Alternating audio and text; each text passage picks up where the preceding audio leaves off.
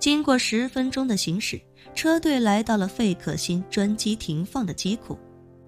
叶晨本以为费可欣的专机应该是湾流 G650 那样的豪华公务机，但没想到此时此刻停在机库内的竟然是一架硕大无比的波音747。这款飞机和美国总统座驾空军1号一样，是财富与权力的象征。此时的机组人员已经完成了起飞前的所有检查，连同机长和乘务长在内的10余人正一同站在飞机舷梯下方恭候。车队陆续停稳，众人纷纷从车里下来。叶晨看了一眼身边的刘曼琼，见他抿着嘴不说话，便开口道：曼琼小姐，咱们下车吧。刘曼琼抬起头来，眼神悠悠地看着叶晨，轻声说道：叶先生，下次不知什么时候才能再来港岛。叶晨笑道：看情况吧，如果有机会的话一定会来。刘曼琼轻轻点了点头，道：那请叶先生多保重，什么时候来港岛记得提前跟我说。没问题，叶晨爽快地答应下来，但表面爽快的同时，心中多多少少也有几分惆怅。自己最近是因为在美国陪老婆肖初然上学，所以才显得有些清闲，可一旦过了这段时间，自己恐怕又要忙得团团转了，到那个时候根本就没有时间和机会到港岛来。只是此时的叶晨并不知道，身边的刘曼琼已经做好了悄悄前往内地发展的准备。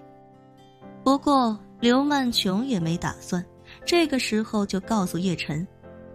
他想着自己先去把金陵大学的岗位拿下来，然后再亲自去金陵给叶晨一个惊喜。随即叶晨与刘曼琼一起下了车，先一步下车的费可欣已经在舷梯下方等候。刘家辉和陈兆忠也迎了上来。刘家辉一脸不舍地对叶晨说道：叶先生，您这次行程实在是太仓促了，在下还想邀请您回家里多住几天，没想到您现在就要回去了。叶晨知道刘家辉只是嘴上客气，于是也就笑着说道：不要紧，以后或许还有机会叨扰刘先生。随后叶晨看向陈兆忠，认真道：钟叔，这段时间安心照顾家人，等我回金陵会提前跟您联系。陈兆忠恭敬地拱手说道：在下随时等候叶少爷差遣。叶晨还以微笑，随后对刘曼琼说道：曼琼小姐，感谢这几天来的招待，希望这几天没有打扰到你。刘曼琼眼中满是不舍，柔声道：怎么会呢，叶先生太客气了。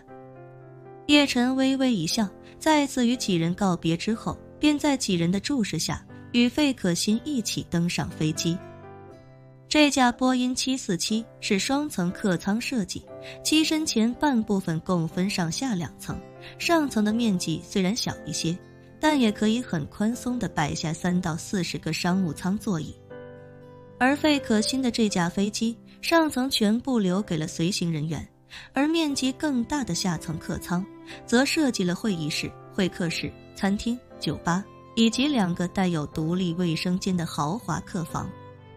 登机之后，费可欣先把叶晨带到了1层的会客区，对叶晨说道：叶先生，我们先在这里坐一会儿，飞机马上推出起飞，等飞机平飞之后，工作人员会给我们准备晚餐。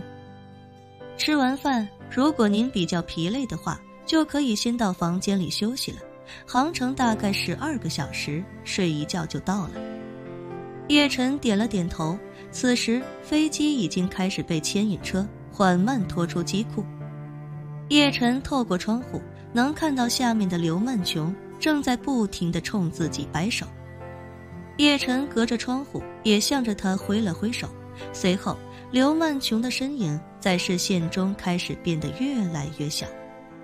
飞机被推出机库之后，4台引擎开始启动，靠着引擎的推力开始向着跑道尽头滑行。此时的刘曼琼已经几乎快要看不见，但叶晨却发现，即便其他人都上了飞机，他还依旧站在原地。叶晨回身看了许久，这才将头转了回来。不知怎的，他对刘曼琼总是有一种共情的感觉存在。他知道这个被港岛无数人羡慕的天之娇女，其实自从父亲出轨的那天起，生活就已经失去了色彩。从那时候开始，他每天除了要面对母亲的垂泪自哀，还要接受母亲身患重病，身体状况每况愈下的现实。而从母亲去世之后，虽然父亲在物质上给了非常多的补偿，但相比母亲去世造成的打击，这种补偿几乎是杯水车薪。所以他知道刘曼琼这些年来过得都不快乐，甚至一直活在对母亲的怀念之中。这也让他心里对刘曼琼多了几分心疼。此时的费可欣眼见叶晨有些惆怅的模样，心中也多少有些失落。他总觉得自己并不比刘曼琼差，某些方面甚至比刘曼琼还要好很多，可他不明白为什么叶晨只认识刘曼琼数天就能对刘曼琼如此重视，甚至能看出有几分动情，可是自己却从未在他身上找到与自己有关的情愫。内心感叹之余，他不忘提醒叶晨，叶先生，刘小姐送您的礼物是不是可以打开来看看了？哦对，叶晨这才想起礼物的事情，于是便小心地将手提箱放在腿上，轻轻打开。打开之后，他发现手提箱的内部装着的是一个制作极其精美考究的木质盒子，而盒子正上方竟然印着百达翡丽的英文商标。一旁的费可欣凑过来看了一眼，惊讶地说，原来是手表啊。说着他不由感叹，刘小姐确实观察入微，要让我想一个送给您的礼物，我可能真的想不出来，因为你什么都不缺。可是现在想想，您唯独缺一块表，像您这样成功的男士，出门在外确实是要带一块能凸显身份的腕表。叶晨笑了笑，我之所以不戴腕表，是因为不喜欢戴，现在出门在外都带手机，随时随地可以查看到最精确的时间，完全没必要戴一块硕大的手表在手腕上。费可欣笑道，之前不喜欢，可这块表是刘小姐送给您的，说不定因为这个人就喜欢上戴表了呢。